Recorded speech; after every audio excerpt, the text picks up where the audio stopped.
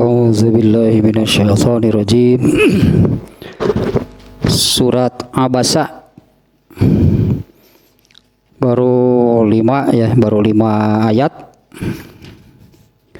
4 ya.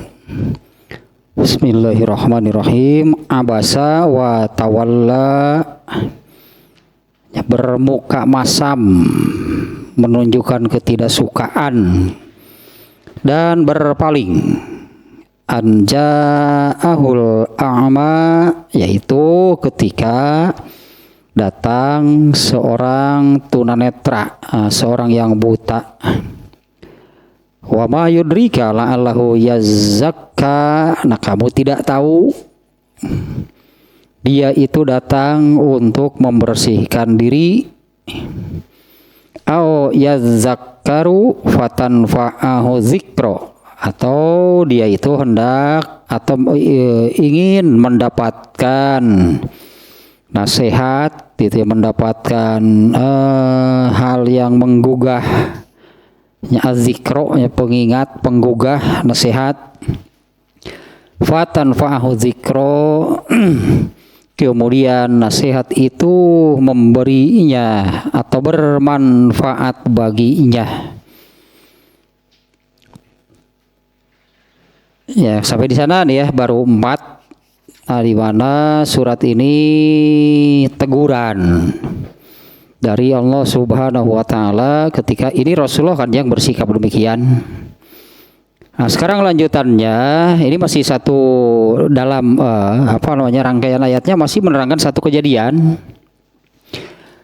Ayat kelima, amma manistagna. Wah, ini kalimatnya nih ya, kata yang dipakai oleh Allah ini ya, istagna. Amma manistagna fa anta lahu tasodda. Adapun kalau sebelumnya disebutnya Rasulullah SAW bermasam muka dan berpaling itu ketika datang seorang tunanetra. Sementara di ayat kelimanya ya, amma manistagna, adapun orang yang, nah ini istagnanya Allah menggunakan kata ini di sini. Istagna itu orang yang merasa dirinya cukup. Di sini tidak menyebutkan, yaitu cukupnya itu cukup dengan apa, dalam hal apa. Merasa cukup dalam arti orang yang tidak memerlukan, orang yang tidak membutuhkan. Fa'antalahu tasodda. Ya, adapun terhadap orang yang tidak membutuhkan, orang yang merasa cukup, tidak membutuhkan, kamu menghadapinya dengan bersungguh-sungguh. Wa ma alaika alla yazakka, padahal tidak ada tanggung jawab apapun atas kamu, ya, kamu tidak bertanggung jawab apapun. Allah yazaka, jika orang tersebut, ya, orang yang merasa cukup, merasa tidak butuh dengan hal yang tadi seperti yang di atas ya, merasa tidak butuh dengan nasihat, berarti wa ma alaika alla yazaka, padahal kamu tidak bertanggung jawab jika mereka tidak membersihkan diri. Wa amma man ja'aka sa'ya yas'a, kok sa'ya ya. Wa amma man ja'aka yas'a wa huwa yakhsha fa antala anhu talaha. Adapun kepada orang yang datang dengan berjalan kaki, ya, yas'a, berjalan kaki, ya, ini menunjukkan orang miskin, orang yang tidak orang yang dipandang sebelah mata gitu ya, tidak dianggap. Wa huwa yakhsha, padahal dia itu takut kepada Allah. Fa anta anhu talaha, kamu menyikapinya, ya, kamu menyikapinya atau kamu itu malah tak acuh, tidak menganggapnya gitu ya. Nah, kurang lebih ini terjemahnya demikian ya dari ayat ke-5 barusan. Sekali lagi nih, amma manistagna adapun orang yang merasa dirinya cukup, merasa tidak membutuhkan nasihat, tidak membutuhkan hal yang menggugah, mengingatkan dirinya, fa antalahu tasadda, kamu menanggapinya dengan serius, dengan bersungguh-sungguh. Wa ma alaika alla yazakka, padahal kamu tidak bertanggung jawab apapun kalau mereka tidak menginginkan, kalau mereka tidak hendak membersihkan diri. Wa amma man ja'aka yas'a, adapun orang yang mendatangi kamu dengan berjalan, wa huwa yakhsha, dan dia itu takut kepada Allah, fa anta anhu talaha, kamu malah mengacuhkannya. Ya, kamu malah mengabaikannya. Ini rangkaian dari ayat pertama ya sampai ayat 10 nih. Yang intinya al-musawatu fil Islam. Nah, apalagi sebetulnya kan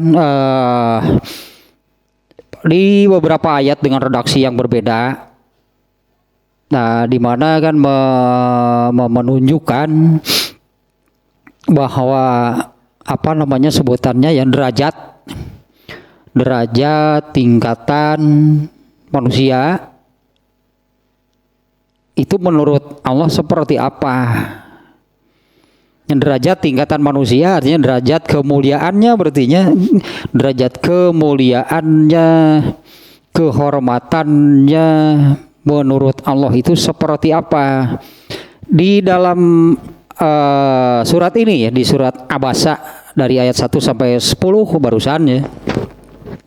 Ini kan menerangkan kejadian di mana Rasulullah SAW ketika sedang berbicara dengan para pembesar Quraisy, di hadis kemarin disebutkan Abu Jahal diantaranya ada,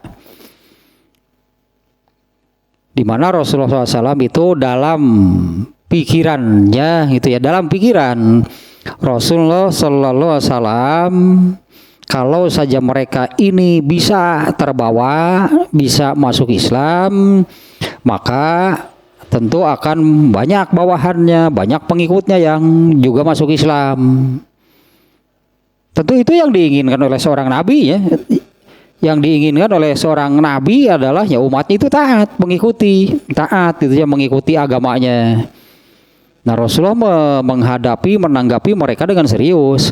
Ketika kejadian demikian, ketika sedang berlangsung, ya datanglah Ibnu Umi Maktum, seorang miskin tunanetra. Ternyata kedatangannya itu ingin mendapatkan ilmu. Menurut pikiran Rasulullah SAW, Ibnu Umi Maktum itu malah mengganggu. Menurut Rasulullah SAW pikirannya, menurut pikiran Rasulullah SAW, Ibnu Umi Maktum itu malah mengganggu diskusi atau obrolannya dengan para pembesar Quraisy. Nah, oleh Allah kemudian ditegur. Jadi yang salah itu pikiran Rasulullah SAW, pikiran manusia berarti. Nah, tentu hal ini ya bukanlah suatu dosa katakanlah ya. Makanya Rasulullah tetap saja tidak pernah berdosa. Rasulullah itu tidak punya dosa. Rasulullah hanya menganggap bahwa menghadapi pembesar Quraisy saat itu lebih penting lah mungkinnya dalam pikiran Rasulullah. Ternyata itu salah. Nah, kesalahannya di mana? Seperti yang ada di ayat ini barusan.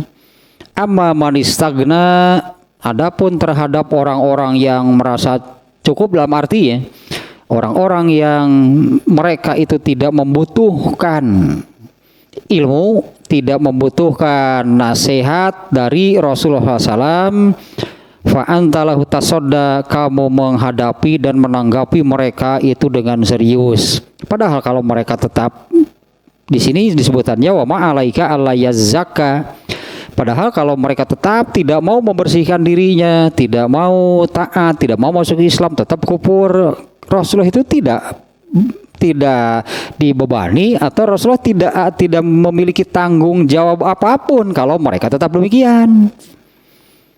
Nah, setelah turun ayat ini yang seperti ini ya, mereka mau kafir tetap kafir, Rasulullah tidak bertanggung jawab apa-apa terhadap mereka. Ini yang lebih penting, orang yang sudah disebutkan ya di ayat ke berapa? Ketiga. Wa ma yudrika la'allahu yazzakka, kamu tidak tahu orang itu datang untuk membersihkan dirinya, aw yazzakkaru, atau itulah datang itu untuk mendapatkan ilmu, mendapatkan nasihat, ingin sesuatu yang menggugah dirinya.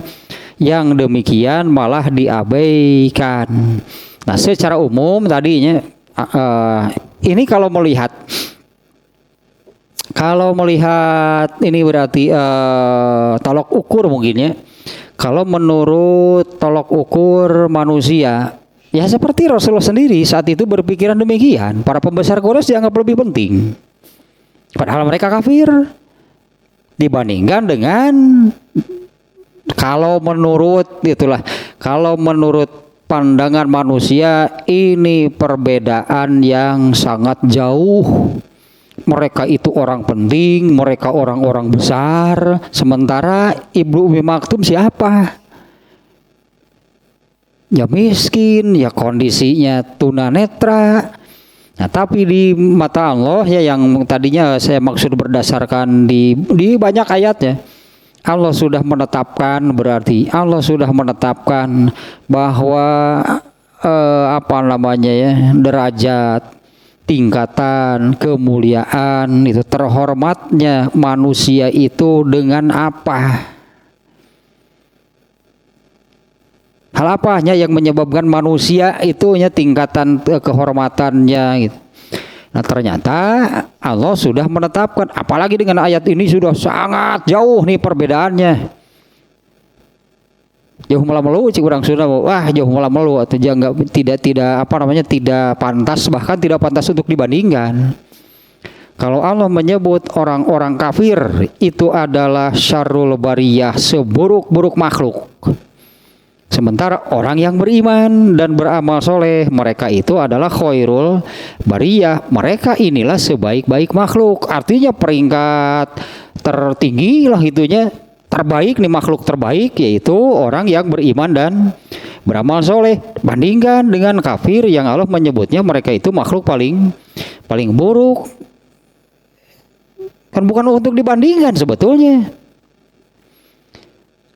Kalau mau membandingkan itu antara orang yang beriman dengan orang yang beriman, eta mah bener, sok bandingkeun.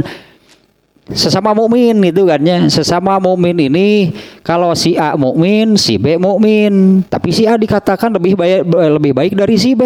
Ini yang membedakan mereka apanya? Kalau membedakan yang satu mukmin, yang satu kafir, seperti membandingkan, contohnya analoginya misalnya ya, kalau ada buah yang matang, yang segar itulahnya, matang segar, bandingkan dengan buah yang sudah busuk, mana yang lebih baik? Kumaha itu pertanyaan itu salah gitu itu. Masa ditanyakan ini kan dalam hal ini kan saat itu pikiran Rasulullah SAW karena status mereka pembesar Quraisy, mereka itu para pemimpin di Quraisy, mereka itu banyak pengikutnya. Rasulullah menganggap mereka lebih penting daripada itu, kan manusia kan, berarti ini menurut pikiran Rasulullah SAW. Dan ternyata pikiran tersebut itu salah. Nah, sehingga dalam hal ini kalau dikaitkan dengan yang tadi, Rasulullah SAW itu kan dimaksum. Ya, arti dimaksum itu adalah dilindungi. Ya, dilindungi itu oleh Allah dari berbuat dosa. Nah, di sini kan Rasulullah melakukan kesalahan, makanya ditegur oleh Allah. Ternyata kesalahannya ini bukan pelanggaran terhadap aturan agama, Ya, kesalahan yang dilakukan Rasulullah di sini bukan kesalahan yang melanggar aturan ajaran Islam. Saat itu hanya menurut pikiran Rasulullah SAW, itu pun kan dengan alasan ini lebih penting. Kalau saja mereka masuk Islam, wah terbayang oleh Rasulullah gitu ya. Yang masuk Islam pasti banyak. Kalau para pemimpinnya masuk Islam, ya namanya yang dipimpin pasti akan mengikuti. Nah, tapi ternyata hal itu tidak tepat lah itunya. Pikiran Rasulullah yang demikian saat itu tidak tepat. Karena ternyata itu di sini berarti kan ada dua pihak. Yaitu satu pembesar Quraisy, dua yang kedua Ibnu Umi Maktum. Nah, inilah teguran dari Allah. Berarti seorang saja, anggaplah yang seperti ini ya, satu orang saja, seorang yang beriman, kondisinya miskin, juga tunanetra, mungkinlah dengan banyak kekurangannya sebagai manusia, tetap saja jauh lebih bernilai di mata Allah dibandingkan orang kafir sehebat apapun mereka. Katakanlah sehebat apapun mereka, tetap saja mereka itu syarrul bariyah. Nah, kalau di sini juga sudah terlihatnya perbedaan secara sosial, mungkinnya secara sosial, secara kemasyarakatan, bahkan menurut pikiran Rasulullah pun mereka lebih penting, mereka lebih baik. Nah, ternyata di salah satu ayat yang tadinya yang menyebutkan bahwa di mata Allah seorang atau orang kafir itu adalah seburuk-buruk makhluk, sementara orang yang beriman, ini berarti juganya ini kan tolak ukur dari Allah kan. Kalau tolak ukur manusia mah akan harta wae lah, harta jabatan itulah selalu tolak ukurnya. Nah, kalau menurut Allah itu kan yang yang terpandang kan, yang terhormat, yang derajatnya tinggi adalah kalau beriman. Ya, beriman dan beramal soleh. Kemudian di ayat ini juga Allah barusan terlintas di dalam pikiran. Ya, orang yang beriman itunya yang beramal soleh. Sebetulnya tadi ini bukan untuk dibandingkan dengan orang kafir. Kalau mau melihat secara sosialnya, secara kemasyarakatannya, seorang mukmin ini dianggap rendah, dipandang sebelah mata. Di mata Allah tetap ini jauh lebih baik dibandingkan dengan mereka orang-orang kafir yang secara sosial bisa jadi mereka itu orang terpandang, orang hebat, orang berprestasi, orang sukses. Ya, secara kemasyarakatan, secara sosial. Nah, ternyata ini teguran keras gitunya dari Allah. Nah, kita lihat nih penjelasan dari kitab At-Tafsirul Munir ini ya, mulai dari ayat ke-5. Yaitu ayat yang barusan ya, amma manistagna fa'anta lahu tasadda.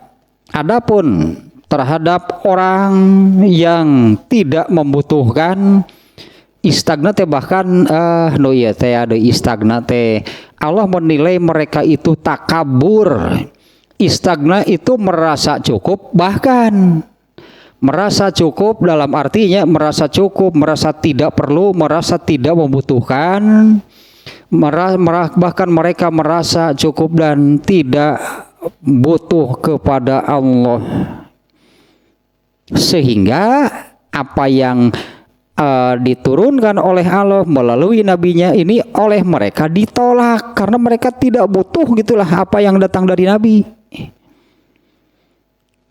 Mereka malah tetap saja kalau dalam hal ininya Abu Jahalnya yang pembesar Quraisynya, Abu Jahal dan para pembesar lain, mereka malah tetap saja beragama mungkinnya agama, sebutnya agama paganisme, animisme yang munculnya entah kapan, yang munculnya itu entah siapa gitunya yang membawanya, yang kemudian terjadilah secara turun-temurun tanpa ini masalahnya, tanpa bukti, itulah tanpa bukti, tanpa dalil, tanpa hujah yang menunjukkan kebenaran agama mereka.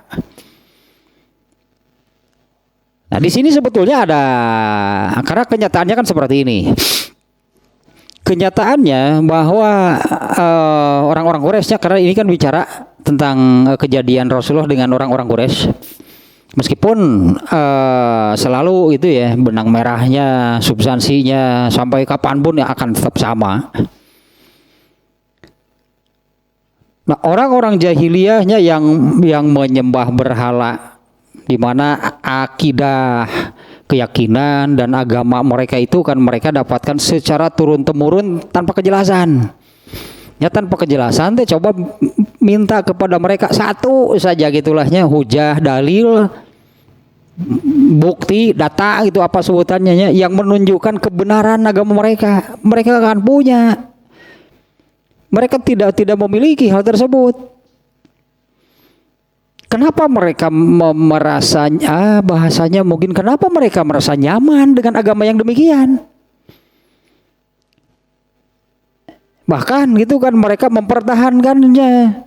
Kenapa mereka itu merasa nyaman? Ya bahkan mereka itu berusaha mempertahankan agama mereka. Padahal Allah sudah mengutus seorang utusannya, seorang nabi di tengah-tengah mereka, yang menunjukkan kebenaran agama dari Allah dengan berbagai mukjizatnya, Nah, ternyata ini sebetulnya ya, ini yang tadi disebut benang merahnya, substansinya pasti sama lah. Mereka merasa nyaman karena mereka itu bisa mengubah-ubah ajaran agama mereka sendiri sesuai dengan keinginan mereka. Dalam arti mereka ini disebutnya begitu ya. Mereka ini disebutnya beragama. Mereka disebutnya beragama karena mereka juga suka mengadakan satu ritual ibadah. Ya, menyembah berhala, bahkan di kalangan mereka pun ada ibadah kurban untuk berhala. Artinya mereka ini beragama, mereka tidak mau disebut orang-orang yang tidak beragama. Mereka ini tetap gitu ya. Mereka ini disebut orang-orang beragama, tapi agamanya ini kan didapat secara turun-temurun. Apa yang ada gitunya, agama yang saat itu jahiliyah lah sebutnya. Agama jahiliyah saat itu masih sama dengan yang dulu dimunculkan oleh leluhur mereka. Kalau menurut pikiran saya, yakin bahwa agama mereka itu sudah sering mengalami perubahan. Biasalah, disesuaikan dengan keadaan zaman, disesuaikan dengan keinginan mereka. Jadi sebetulnya mereka ini benang merahnya, di mana kalau hal ini bisa kena kepada siapapun. Mereka itu tidak mau kalau disebut tidak beragama, tapi juga mereka ingin bebas, tidak mau terikat oleh ajaran agamanya. Eta penyakit jahiliyah berarti. Mereka kalau mau mengubah-ubah agama mereka bebas saja. Nah, kalau hal ini berarti kalau hal ini bisa kena, bisa terjadi kepada siapapun. Orang Islam juga bisa kena oleh hal seperti ini. Orang Islam juga bisa kena oleh hal seperti ini. Mereka beragama, ya, bahkan agamanya Islam, tapi mereka ingin tetap saja hidupnya itu ingin bebas, tidak ingin terikat oleh aturan ajaran agamanya. Sehingga ini bukan hari ini, artinya bukan zaman sekarang saja yang seperti ini. Bahkan penyimpangan disebutnya kan, penyimpangan, perubahan orang-orang Islam yang menyimpang itu artinya kan sudah keluar dari jalurnya. orang Islam itu keluar dari ajaran agamanya sendiri, agama Islam. Ini sudah terjadi sejak zaman tabi'in. Padahal tabi'in itu kan orang-orang yang hidupnya sezaman dengan para sahabat. Berarti tidak lama setelah Rasulullah meninggal, orang Islam ini mulai intinya atau benang merahnya sama. Diubahlah sedikit sesuai keinginannya. Orang Islam juga banyak yang melakukan demikian terhadap ajaran Islam. Ya, mengubah-ubah ajaran agamanya. Ini benar-benar terjadi. Kalau kita ingat hadis ini sudah agak lama nih. Sudah agak lama nih hadis yang ininya kalau dulu pembahasannya di awal wudu, awal pembahasan tentang wudu, yaitu tentang keutamaan wudu. Di antaranya kan Rasulullah SAW menyebutkan ini keutamaan wudu itu adalah Rasulullah menyebutkan aku ingin segera bertemu dengan saudara-saudara kita. Nah, Rasulullah kan bersabda kepada para sahabatnya, aku ingin segera bertemu dengan saudara-saudara kita. Nah, para sahabat bertanya, Rasulullah, apa kalau kami ini bukan saudaramu? Bukan, kalian itu sahabatku. Ya kan sebutan sahabat khususnya. Kalian itu sahabatku. Nah, bagaimana? Nah, para sahabat bertanya, bagaimana engkau mengenali itu yang mana ini, yang mana saudaramu, yang mana umatmu? Rasulullah kemudian menjawab, nanti umatku akan datang dengan kondisi, dengan keadaan, kalau bahasa hadisnya itu ghurran muhajjalin. Ghurran muhajjalin itu anggota wudunya akan memancarkan cahaya. Anggota wudu itu tiganya, tangan, kaki, tangan, kepala, kaki. Itu anggota wudu. Nanti umatku akan anggota wudunya itu akan memancarkan cahaya, di mana hal tersebut akan menjadi ciri bahwa itu adalah umat Rasulullah SAW. Nah, bagaimana engkau mengenali umatmu? Umatku akan datang pada hari kiamat dengan cahaya khas lah gitunya, karena bekas wudunya. Nah, ini anggota wudunya akan memancarkan cahaya.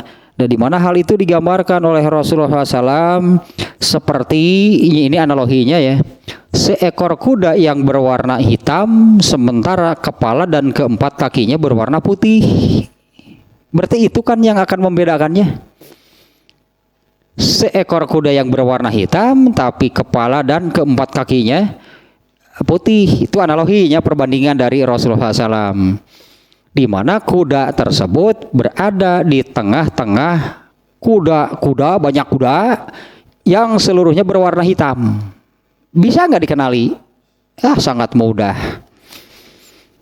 Nah, kemudian dilanjutkan Rasulullah SAW itu ya, setelah menerangkan demikian, kemudian Rasulullah melanjutkan, nanti aku akan menunggu kalian di telaga aku. Telaga Rasulullah itu Al-Kautsar ya. Nanti aku akan menunggu kalian, aku akan sampai, akulah orang yang paling dulu gitu ya, sampai ke telaga aku itu, kemudian aku akan menunggu kalian di sana.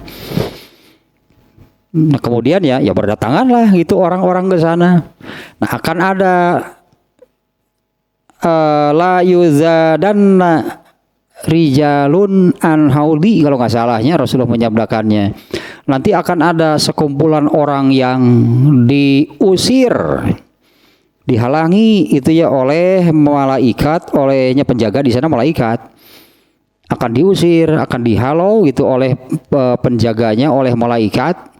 Kemudian Rasulullah menyeru kepada malaikat itu, mempertanyakan mengapa mereka diusir, mereka itu umatku. Kemudian malaikat itu menjawab, innaka la ta'lamu ma yubaddalu ba'daka. Kamu tidak tahu mereka itu orang-orang yang mengubah-ubah agama setelah engkau tidak ada. Kenapa bisa demikian gitu ya? Kenapa bisa demikian? Kenapa mengubah-ubah ajaran agama Islam? Benang merahnya sama. Orang-orang jahiliyah itu tidak mau kalau dikatakan tidak beragama. Mereka beragama, mereka menyembah berhala. Banyak ritual agama gitunya yang dilakukan oleh mereka. Tapi kan mereka tidak terikat kalau sewaktu-waktu aturan agamanya mau diubah, ya diubah saja karena itu buatan mereka sendiri. Berhalanya buatan mereka sendiri. Ya bahkan berhalanya buatan mereka sendiri, agamanya buatan mereka sendiri. Itu sebetulnya tanya benang merahnya bagi Abu Jahal dan yang lainnya lah. Mengapa mereka tidak mau menerima, tidak mau taat kepada ajaran Islam yang dibawa oleh Rasulullah? Padahal Abu Jahal sendiri menyebutkan secara terang-terangan bahwa Rasulullah SAW, bahwa ajaran atau agama Islam itu benar. Nah inti nama eta. Ya, intinya adalah mereka ini tidak mau disebut tidak beragama, tapi mereka tidak mau terikat oleh ajaran agamanya. Sementara di Islam itu kan tidak boleh sedikit pun gitulah mengubah apa yang telah Allah tetapkan di dalam ajaran agama Islam. Nah, hadis yang terakhirnya yang saya sampaikan tadi, akulah orang yang paling dulu sampai di telaga aku di Al-Kautsar.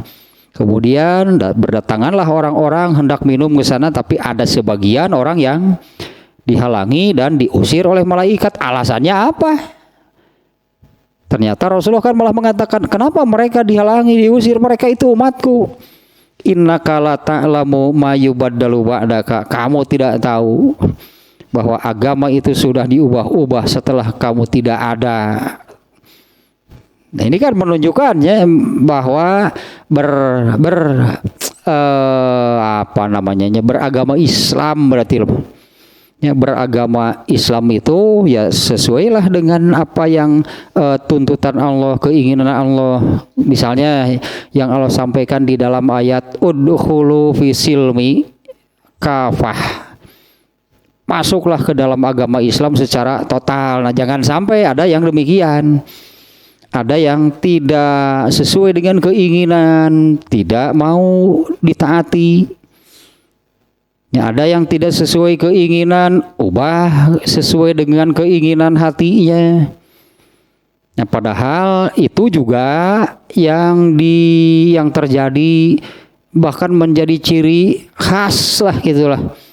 Menjadi ciri khas orang-orang Yahudi bahwa yang benar itu yang sesuai keinginan.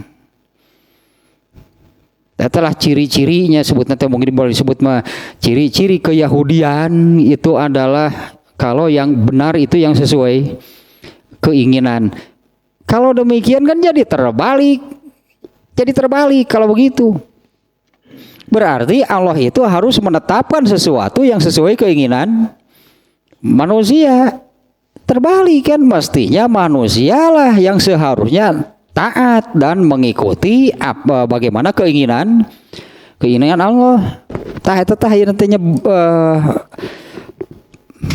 bahwa hal itu dengan hadis yang terakhir barusannya akan ada umat Rasulullah yang diusir karena mereka mengubah-ubah agama. Mengapa agama Allah itu diubah? Karena tidak sesuai keinginan. Lalu mereka mengubahlah ajaran-ajaran Islam ini yang sesuai dengan keinginan mereka. Satu hal lagi lahnya dari hal tersebut. Jadi jelema teh yang bebas sebenarnya mah. Manusia itu ingin hidup bebas. Sementara sebuah agama manapun sebetulnya, sebuah agama pasti di dalamnya ada aturan. Agama manapun lah pasti di dalamnya ada aturan. Nah, hanya manusia itu kan tidak mau diatur, hidupnya itu ingin bebas. Ini pernah belum lama ini juga saya sampaikan. Padahal manusia itu ingin bebas, nanti juga akan diberikan oleh Allah kan, kebebasan itu akan diberikan sebebas-bebasnya tanpa batas lah. Kebebasan itu akan Allah berikan sebebas-bebasnya tanpa batas. Yaitu setelah manusia berada di surga, di sana nggak akan ada aturan yang Allah tetapkan artinya ya untuk manusia. Tidak akan lagi diperintah begini, tidak akan lagi dilarang apa, semuanya di sana di antaranya hadis yang menyebutkan bahwa Allah telah mengharamkan murkanya bagi penghuni surga. Berarti gitu kieu geus Allah sudah tidak akan marah. Bahkan kalau kita hadis tukang jeruk, alah Mang Darman tukang jeruk. Iya hadis tukang jeruk teh geuningannya nu tukang jeruk. Ini Rasulullah pun menyampaikan hadis ininya, beliau sampai tertawa gitu ya menyampaikan hadis ini. Di mana intinya hadis ini menerangkan bahwa boleh disebut kalau nanti di surga justru Allah yang mengikuti keinginan manusia. Manusia ingin apapun oleh Allah dipenuhi, tidak akan ditolak. Tapi Allah sudah tidak akan menuntut apa-apa di surga mah peko hirup ku maneh bebas. Ya hadis ieu teh nyalamun lain tukang jeruk tukang anggur meureun atuh. Rasulullah SAW itu menerangkan nanti di dalam surga atau ada seorang petani sih, ada seorang petani itu yang masuk surga. Ternyata setelah di dalam surga itu terpikir gitu dia itu ingin bercocok tanam. Dia sampaikan keinginannya kepada Allah, saya ingin bercocok tanam. Lalu Allah menjawab, kamu mau apa bercocok tanam? Hayang jeruk?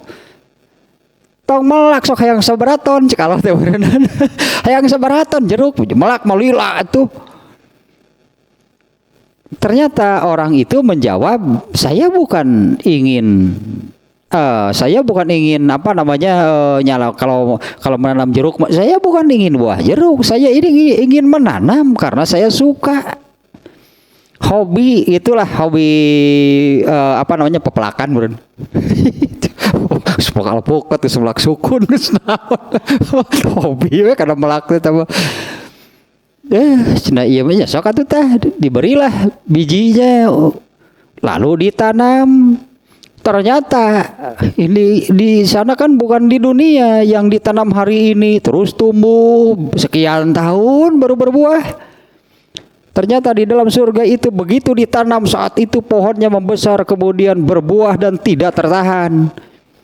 Setelah begitu Allah tanya terus situ rek kumaha tah? Nyantep kan saya tadi bukan ingin buah tapi saya ingin menanam, saya hobi resep kitu bungkul. Tuh itu hayang jerukna. Lah itu menunjukkannya bahwa benar gitunya kalau bahwa di dalam surga itu segala keinginan manusia itu akan dipenuhi oleh Allah, bebas hidupnya di sana. Berarti kan Allah juga tahu keinginan manusia itu seperti apa. Hayang bebas, iya nanti akan diberikan, tapi jangan sekarang gitu kan. Allah tuntutannya jangan sekarang, jangan di dunia hidup bebas. Piomongan, siah yang bebas hirup sangeunahna, emang batur nu ningali resep, emang batur geunah kalau ternyata ada hak mereka, ada hak mereka yang terganggu, yang terambil gitunya karena dia hidup bebas seenaknya. Apa Allah ge jelema teh hayang eta hayang kitu tah hayang bebas hirup teh. Padahal hal itu akan diberikan oleh Allah tapi bukan sekarang. Ya kalau kemarin-kemarin juga ini ada 3 hal nih yang diinginkan manusia teh. 1 ingin hidup selama-lamanya. Padahal iya Allah menyatakan manusia memang hidup selamanya. Tapi inginnya manusia itu hidup di dunia yang demikian. Ingin hidup lama, ingin hidup selamanya. Semua manusia nggak mau mati. Coba benar nggak semua manusia? Kabeh sieun kudu maut teh, moge maut teh. Oh, berarti hayang hirup.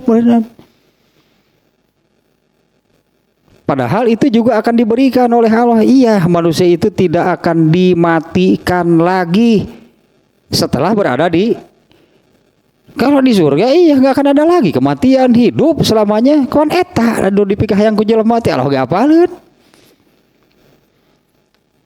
Kemudian satu lagi jelema teh yang beunghar, sok mana ada manusia ingin miskin, nggak akan ada. Semuanya ingin menjadi orang kaya. Nanti manusia itu di dalam surga oleh Allah dijadikan orang kaya semuanya. Istana nggak ada gubuk. Apalagi gubuk derita. Atuh termiskin di dunia gitu mah. Anu hirup teh jatuh bangun teh. Semuanya akan rumah, nggak ada penghuni paling rendah, penghuni surga dalam tanda kutip surga paling jelek pun kan ternyata istana, nggak ada rumah biasa. Ternyata Allah juga tahu kan, Allah yang menciptakan manusia, Allah yang juga membuat karakternya, tabiatnya kan Allah juga yang menetapkan. Tah jelema mah kabeh hayang gitu, hayang hirup lama, ingin hidup lama, ingin menjadi kaya dengan harta yang banyak dan ingin bebas hidupnya. Padahal nanti semuanya ini akan diberikan oleh Allah. Hanya kan bukan di dunia. Tadi dunia mah disebut nanti waktu nawayah. Nah, apalagi kalau barusan saya buka nih ya, kita lihatlahnya, mudah-mudahan ketemu lagi. Ini kalau kita mau membandingkan gitu ya. Tadi sudah ini catatan ini sudah agak lama nih, kita buka lagi lah. Salah. Sebentar nih ya.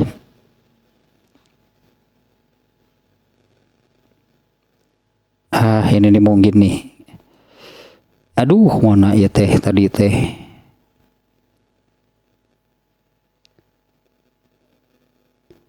Lebar ini catatan bagusnya dari ini nih. Ini Ibnul Qayyim Al-Jauziyah. Wah, ini ulama besar ini. Ibnul Qayyim Al-Jauziyah itu ya semacam Ibnu Hajar Al-Asqalani, Imam Syafi'i. Ini sekaliber mereka nih. Ibnul Qayyim Al-Jauziyah berkata. Ini dikutip dari kitab Al-Fawaid. Ibnul Qayyim Al-Jauziyah rahimallah berkata, jalan menuju Allah adalah jalan menuju Allah. Ke surga lah, menuju Allah tanya, jalan menuju surga itulah. Jalan menuju Allah, menuju surga adalah jalan di mana? Ini nih jalannya gitunya, yang jalan menuju surga menuju Allah teh. Jalan menuju Allah, jalan menuju surga adalah di mana? Satu, Nabi Adam kelelahan. Dua, Nabi Nuh, ya di mana Nabi Adam kelelahan. Nabi Nuh mengeluh. Nabi Ibrahim dilempar ke dalam api. Nabi Ismail mau disembelih. Nabi Yusuf dijual dengan harga yang murah, kemudian dipenjara selama beberapa tahun. Nabi Zakaria kepalanya digergaji. Nabi Yahya disembelih. Nabi Ayub menderita penyakit yang berat. Nabi Daud menangis melebihi kadar semestinya. Nabi Isa berjalan sendirian.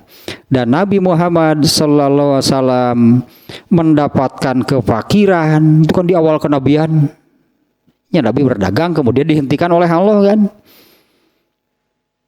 Jadi Nabi itu dan tidak berdagang lagi. Nabi Muhammad SAW mendapatkan kefakiran dan berbagai macam gangguan intimidasi. Sementara kalian ingin menempuhnya dengan bersantai, dengan leha-leha dan bermain-main, demi Allah tidak akan pernah bisa. Oh iya, ini luar biasa nih ya. Ini kan statement lah gitu ya, bukan dalil sih. Ya, tapi kita lihat kan Allah di sini disebutkan beberapa nabi yang kondisinya seperti apanya.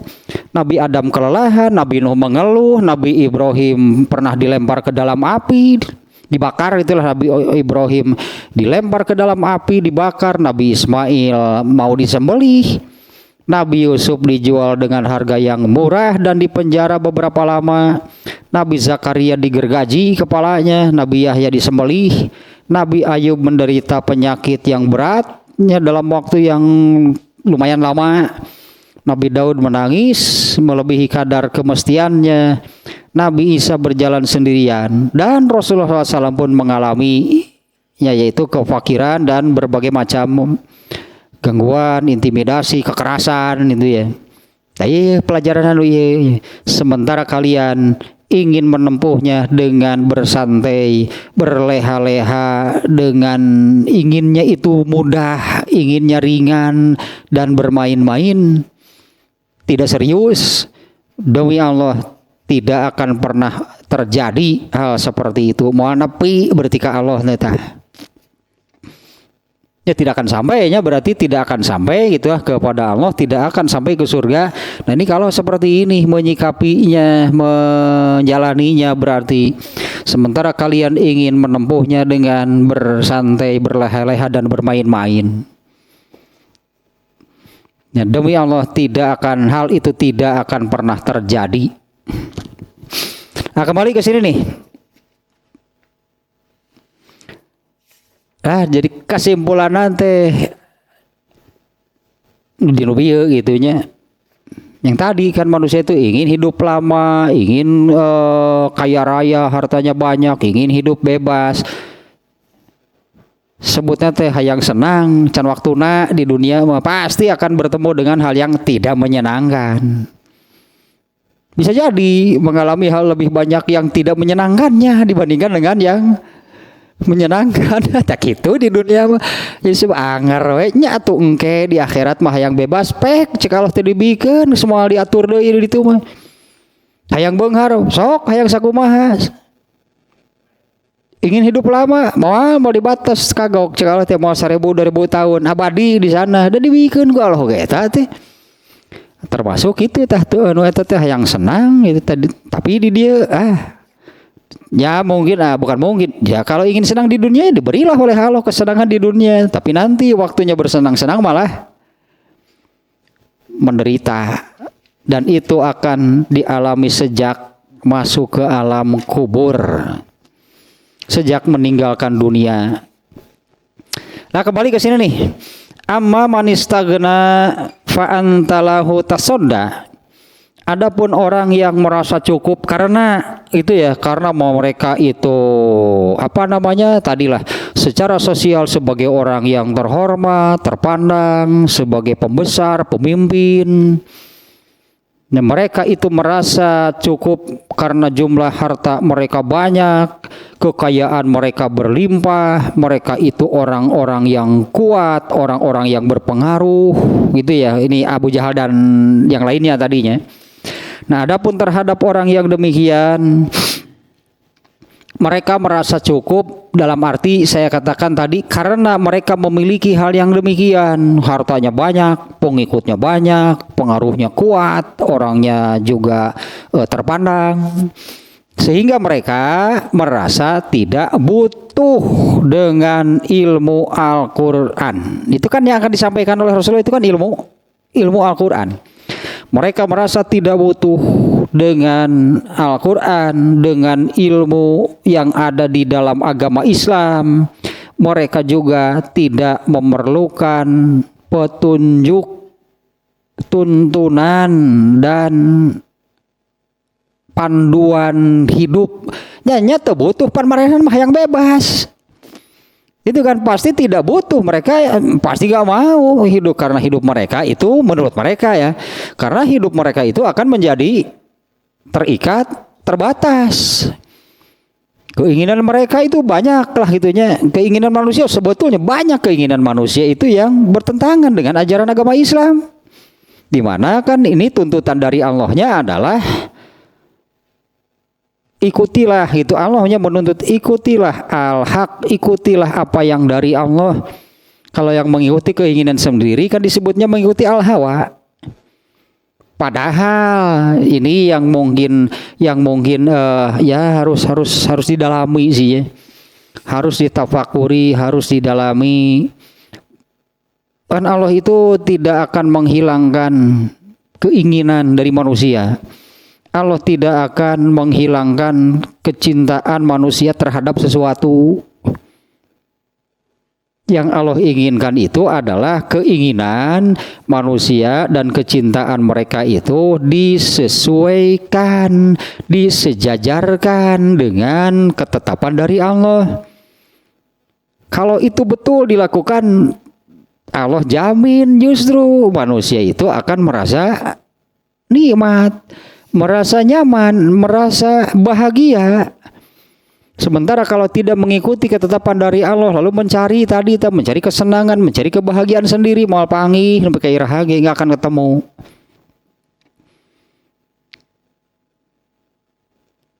Akan sudah sering kan saya ungkapkannya.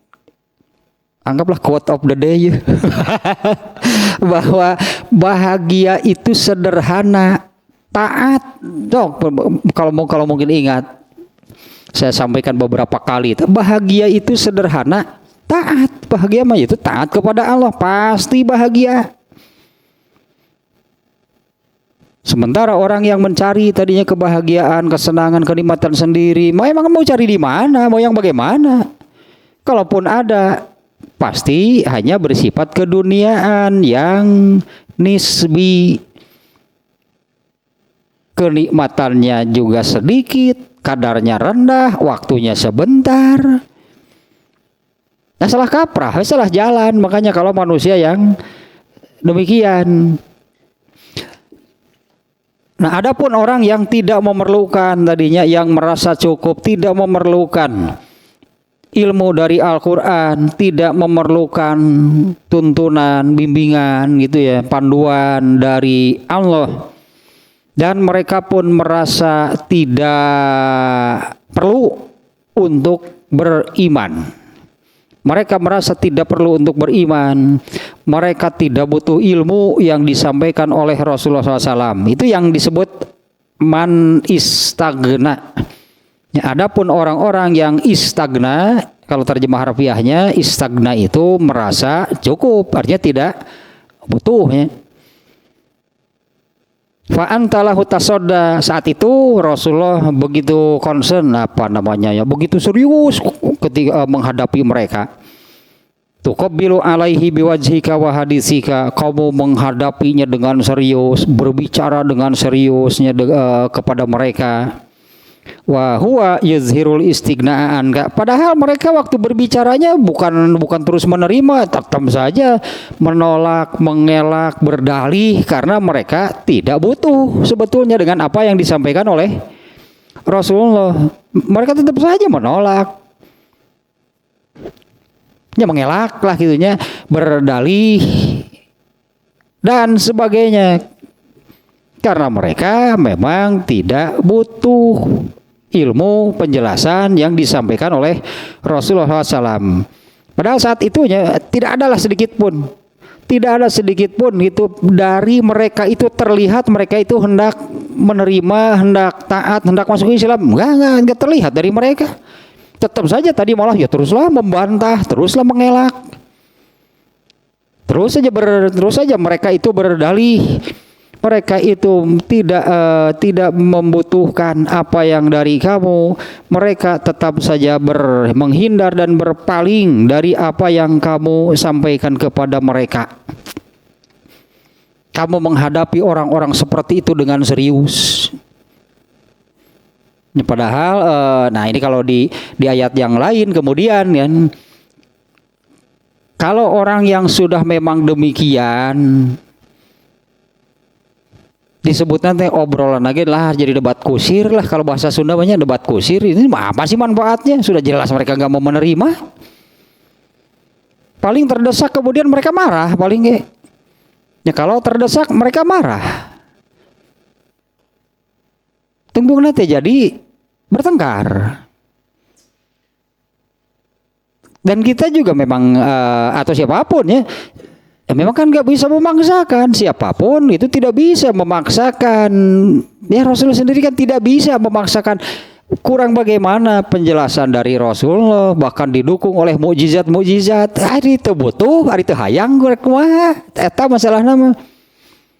Nah, kalau kemudian Allah menyebutkan di salah satu ayatnya orang-orang yang seperti ini, wa'arid anil jahilin, geus tinggalkeun nu kitu mah. Makanya Rasulullah ini kan di sini ditegur sebetulnya.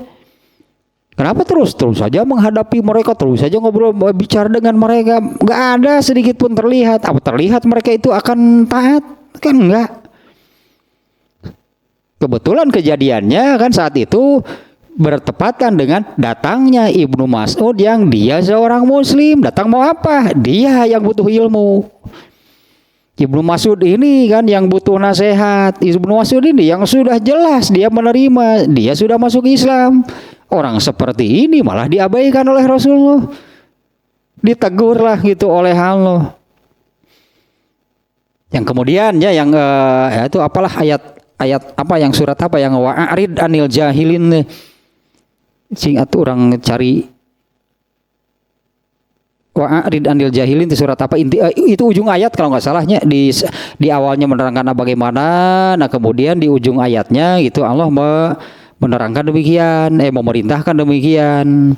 Wa'arid anil jahilin, berpalinglah, tinggalkanlah orang-orang yang bodoh. Yang ini yang dimaksud.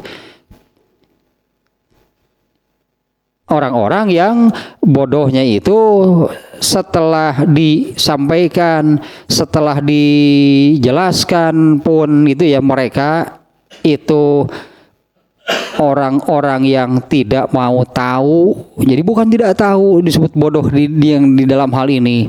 Karena pada diri Abu Jahal sebetulnya sudah ada pengakuan, sudah ada pengakuan lahnya bahwa apa yang dari atau bahwa Rasulullah SAW itu benar. Tapi anger gitu oleh Rasul itu diajak bicara gitu ya, dengan Rasul berbicara dengan mereka. Bertepatan dengan datangnya seorang yang tadilah kalau menurut kacamata sosial, menurut kacamata kemasyarakatan, Ibnu Ummi Maktum itu siapa? Orang yang dipandang sebelah mata, orang yang tidak dianggap, orangnya miskin, kondisinya tunanetra. Tapi dia kan saat itu sudah masuk Islam. Kemana tuh ayatnya itu di tangan ada yang menemukan wa'arid anil jahilin. Al-A'raf ayat berapa? Al-A'raf 1. Nah, yang dimaksud ini adalah geus tinggalkeun jelema nu mungeun ka surga mah kitu tah. Kan Rasulullah itu kan tadi kan ya Rasulullah itu kan menyampaikan agama Islam, menyampaikan ajaran Islam, menyampaikan Al-Qur'an. Ini kan untuk menuntun manusia ke surga. Nah, ada orang yang tidak mau, geus tinggalkeun nu kitu mah. Orang yang tidak mau diajak ke surga sudah da mereka lagi apalin lah surga teh kumaha nu bener nu mana. Tapi kalau mereka tidak mau, artinya mereka itu benang merahnya yang tadi ingin tidak mau kebebasannya terganggu. Agama apa? Agama Islam. Tapi kalau serius ayo ikuti ajaran Islam, banyak yang bertentangan dengan kahayang yang garasap. Eta nu ngaganggu nama anger we banyak bertentangan dengan Al-A'raf berapa? 199. Ya aplikasi pencari ayatnya ya jadi ya.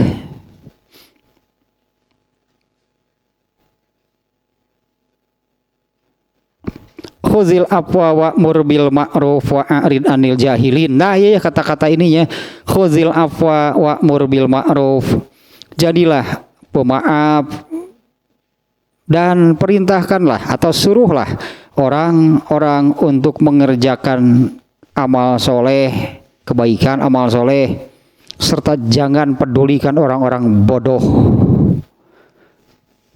Ini kan di kejadian ini kan kemudian Rasulullah kan ditegur itu karena ini yang lebih penting,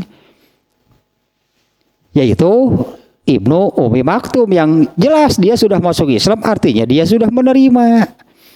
Dia sudah menerima agama Islam yang Allah tetapkan. Sementara Abu Jahal Ternyata kan sampai akhir hayat Abu Jahal itu tidak berubah, malah menjadi orang yang menentang dan memusuhi serta memerangi Rasulullah SAW. Oleh Allah kemudian dihinakan. Ya, Abu Jahal itu benar matinya di perang Badar, tapi kan bukan dalam pertempuran. Digerbugan ke budak letik.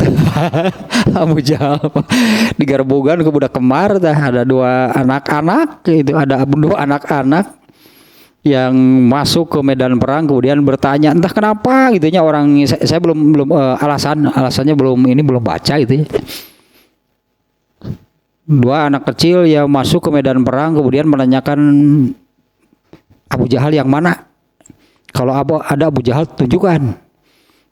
Ternyata kemudian ditujukan tuh Abu Lahab benar tadi diserang oleh dua orang anak-anak. Abu Jahal yang begitu gagah perkasa seperti Umar bin Khattab sebetulnya. Ya keberaniannya gitunya akhirnya sedikit saja nya. Di zaman jahiliyah sebutannya sebelum ada Islam ada pasar Ukaz namanya. Di pasar Ukaz itu suka diadakan semacam kontes lah. Kontes gulat tradisional mungkinannya benjang bahasa Sunda. Gulat tradisional. Didinya ajang pamer teh karena suka banyak gadis juga yang datang lah itulah. Umar bin Khattab Abu Jahal teh ngaraja didinya teh tah.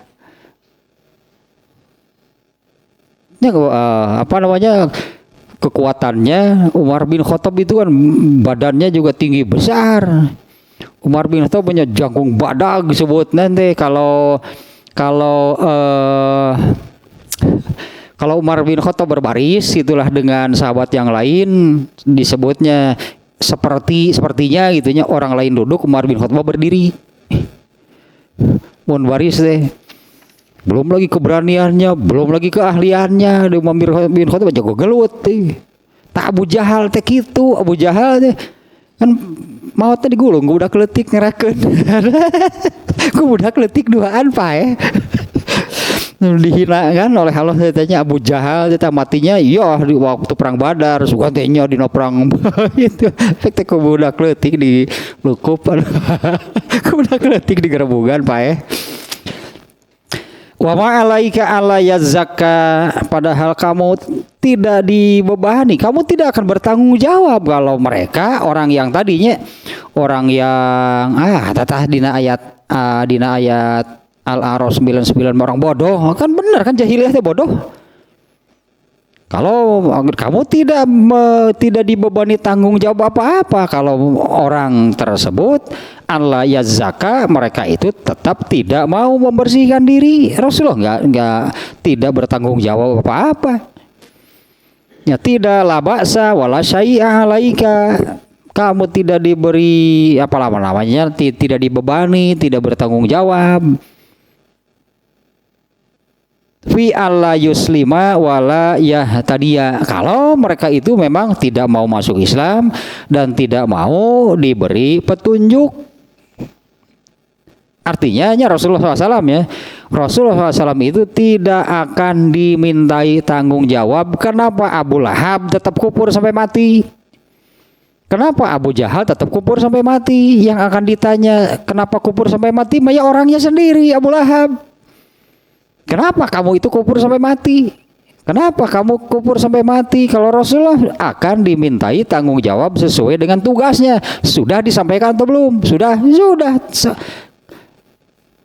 Ya, tanggung jawab Rasulullah itu sampai di sana. Tapi Abu Lahab, Abu Jahal menyikapinya dengan seperti ini, yaitu memilih menjadi manis tagna, orang yang merasa tidak butuh itu dengan tuntunan, dengan tadinya pedoman, dengan ilmu yang Allah turunkan melalui Rasulullah SAW. Ya, kamu tidak bertanggung jawab apapun jika mereka itu tidak mau masuk Islam dan mereka itu tidak mau menerima petunjuk, tuntunan, pedoman, hidayah. Wala yatatahharu minaz-dzunub, dan mereka juga tidak mau itu bersih dari dosa. Fa innahu laisa 'alaika ilal balag. Nah, karena yang Allah bebankan kepada Rasulullah SAW, ini juga kepada siapapun berartinya. Yang Allah bebankan kepada Rasulullah SAW sekalipun dan kepada semua orang, katakanlahnya kepada semuanya, yang Allah bebankan itu adalah menyampaikan. Tablignya Rasulullah itu tugasnya hanya menyampaikan.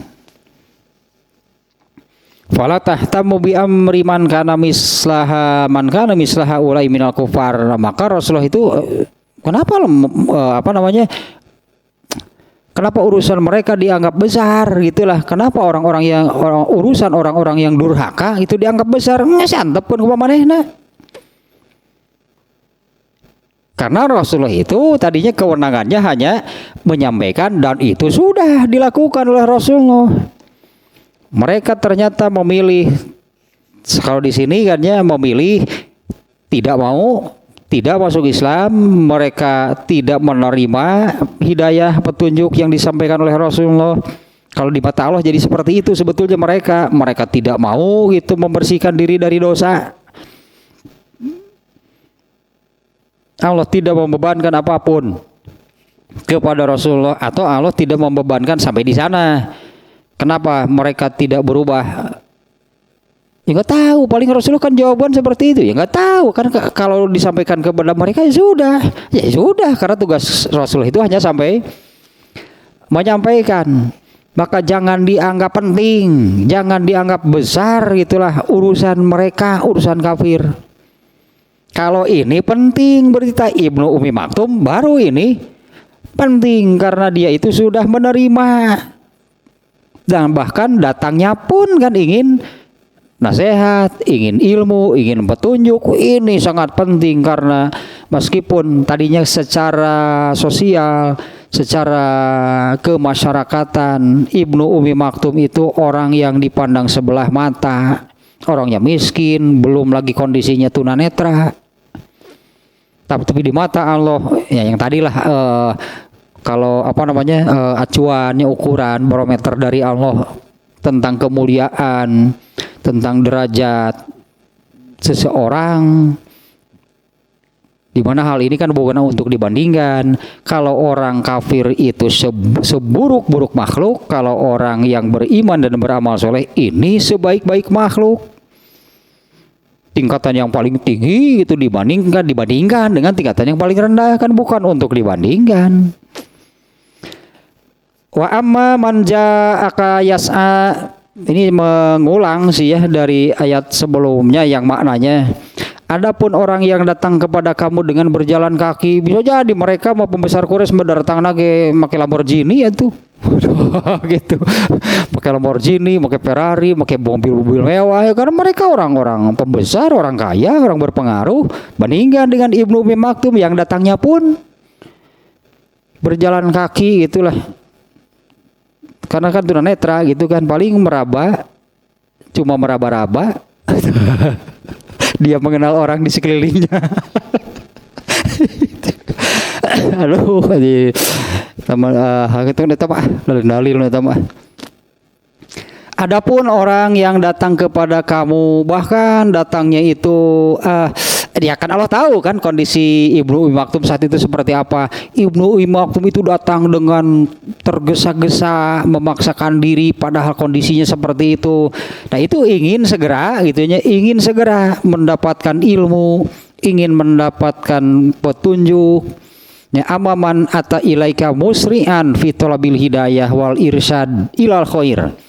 Adapun orang yang datang dengan segera, tergesa-gesa menemuimu untuk mendapatkan hidayah dan petunjuk kepada kebaikan, wal izzati bimawa izillah, dan ingin itunya mendapatkan itulah nasihat dengan ilmu yang diturunkan oleh Allah. Wa huwa yakhafullah, karena ayat ini ya wa huwa yakhsha, dan dia itu orang yang takut kepada Allah. Fa anta tatasyaghalu anhu wa tu'ridu wa tataghafalu kamu soalah cekalat kamu sok sibuk sehingga Ibnu Umi Maktumnya diabaikan, diacuhkan. Kamu sibuk, kamu berpaling, dan kamu lalai dari menanggapinya. Ya, dengan demikian, kemudian ya, dengan demikian, dengan kejadian tersebut, amarallahu ta'ala rasulahu an yakhusso bil inzari ahadan. Kemudian Allah mengingatkan, memerintahkan Rasulullah SAW agar berpaling dari mereka, kemudian hadapi, itulah ininya, hadapi itu Ibnu Umi Maktum. Perintahnya demikianlah, tegurannya dari Allahnya, sudah tinggalkan mereka. Makanya sesuai tadi dengan ayat yang Al-A'raf 199-nya. Allah kemudian sudah tinggalkan mereka karena mereka itu tidak mereka orang-orang yang itunya, mereka itu orang-orang yang tidak butuh mau kamu ngomong apapun akan didengar. Tawarid anil jahilin, teta tinggalkan mereka. Dan intinya mak itulah, lu diajak ke surga mengas tinggalkan. Padahal besar lagi pan hayang ke surga aja. Tapi ketika diajak, hayu ke surga teh, mau gak? Genah ge gini kana bebas we hirup di dieu kumaha urang. Geus tinggalkeun gitu mah. Ya, kemudian Allah memerintahkan Rasulullah SAW agar secara khusus itunya tinggalkan mereka, hadapi Ibnu Umi Maktum. Nah, karena kalau secara manusianya ya, kalau tadi sebetulnya kalau apa namanya ya manusia sih yang menetapkan ukuran sendiri tadinya. Kalau ukuran manusia yang tadi pakai pasti ukurannya, ukuran sosial, ukuran kemasyarakatan, begitu jauh bedanya, begitu berharganya Abu Jahal dan kawan-kawan dibandingkan dengan Ibnu Umi Maktum. Nah, ternyata ini kan salah. Karena di mata Allah kalau yang disebut manusianya sama, manusia itu sama saja. Bukan ditentukan oleh jabatan, bukan ditentukan oleh kekayaan, bukan ditentukan oleh status sosial. Nah, maka tidak ada bedanya bagi Allah itunya apakah orang kaya atau orang miskin. Tidak ada bedanya orang yang secara sosial itu dikatakan yang mulia, wah, yang terhormat, yang mulia. Mari kita brother yang mulia, mulia di mana itulah sama saja gitu ya manusia itu ya di mata Allah antara orang yang kaya dan orang-orang yang miskin. Nah, bahkan kalau menurut hadis ini kan innallaha la yanzuru ila ajsamikum wala amwalikum. Allah tidak akan menilai, tidak akan menilai kalian berdasarkan fisik dan harta. Walakin yanzurullahu ila a'malikum wa qulubikum, tapi yang Allah akan melihat dan menilai kalian itu berdasarkan amal dan akhlak. Itulah hati katanya, amal dan akhlak. Nah, kalau kayak miskin nggak akan dijadikan acuan, nggak akan dijadikan ukuran. Bahkan ya, ini as-sadatu wal abid juga bukan ukuran, bukan acuan bagi Allah. Apakah seseorang itu merdeka atau hamba sahaya? Ya sama saja bagi Allah. Sama saja artinya, karena tetap yang akan dilihat dan dinilai oleh Allah itu adalah amal dan akhlak. Statusnya hamba sahaya, statusnya manusia merdeka, nggak ada di mata Allah itu tidak menentukan apapun. Ya kayak miskinnya nggak. Jadi yang terakhir nih ya, ini yang membedakan asyarif wa dhaif, apakah orang terpandang atau orang yang dipandang sebelah mata. Al-ghaniyyu wal fakir, apakah orang kaya atau miskin, as-sadatu wal abid, merdeka atau hamba sahaya, ar-rijalu wan nisa, ini laki-laki ataupun Itu tidak menentukan apa-apa gitu ya. Karena laki-laki, karena perempuan, enggak, tetap saja karena amal dan akhlak. Nah, kalau laki-laki ataupun perempuan, as-shogir wal kibarnya, apakah as-sigor wal kibar, apakah kecil atau besar, sumayahdillahu ta'ala mayyasha ila siratil mustaqim. Allah akan menuntun siapapun ke jalan yang lurus. Itu orang-orang yang tadinya yang tidak bersikap istagna, merasa dirinya cukup sehingga tidak atau merasa tidak butuh kepada Allah. Wah, itu bahaya besar no eta mah. Merasa dirinya cukup, merasa dirinya tinggi, merasa dirinya hebat itu apakah karena hartanya? Tetap saja kalau manusia tolak ukur akan ke sana. Apakah karena seorang pejabat tinggi, karena hartanya banyak, karena pengaruhnya luas? Padahal semua di mata Allah itu tidak bermakna apapun. Nah, dengan hadis yang terakhir barusannya bahwa Allah tidak akan melihat dan menilai seseorang berdasarkan fisik dan hartanya. Ya, akan tetapi Allah menilai seseorang itu berdasarkan amal dan akhlaknya, ya, amal dan hatinya. Terserah sampai ayat 10-nya barusannya, karena kemarin juga sudah disampaikan bahwa secara garis besar surat Abasa ini terbagi menjadi 2, 1 sampai 10. Kemudian nanti berikutnya berarti bagian kedua dari surat ini ayat 11 sampai terakhir. 2, 3 kalau 3 kalau nggak salahnya. Oke deh lah. Pohon deui itu ah.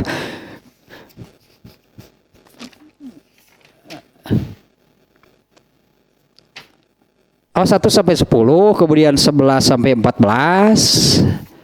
Ya, 11 sampai 14, kemudian 5 surat mana nanti tidak dibaca tadi.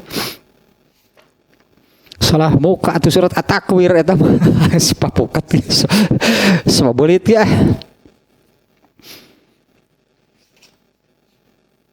Ayat 11 sampai 23, kemudian 24 sampai 42. Nah, dibagi 3 bukan dibagi 2 palingan bisa asa kepanjangannya. Dibagi 3. 1 sampai 10, 11 sampai 23, kemudian 24 sampai selesai lah gitu ya. Kalau diberi judul mah 1 sampai 10 itu judulnya Al-Musawatu fil Islam, kesetaraan di dalam Islam. Kemudian ayat ke-11 sampai ke-23 nih kalau diberi judul itu Al-Qur'anu mau'izatun wa tazkirun wa ni'amullahi fi nafsil insan. Bener nih judulnya, hebat nih.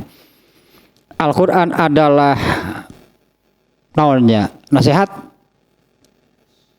atau ya sesuatu yang membawa kepada kebenaran, itulah mau'izah mah. Al-Qur'an adalah pembawa kepada kebenaran. Tazkirah mah penggugah yang mengingatkan, wa ni'amullah dan kenikmatan. Al-Quran itu adalah kenikmatan dari Allah untuk manusia. Jadi surat ini berartinya Allah menyebut Al-Quran itu sebagai 3. 1 pembawa kepada kebenaran, 2 yang mengingatkan, yang menggugah manusia, apalah bahasa kitanya sekitar itulah. Kemudian Al-Quran adalah kenikmatan bagi manusia.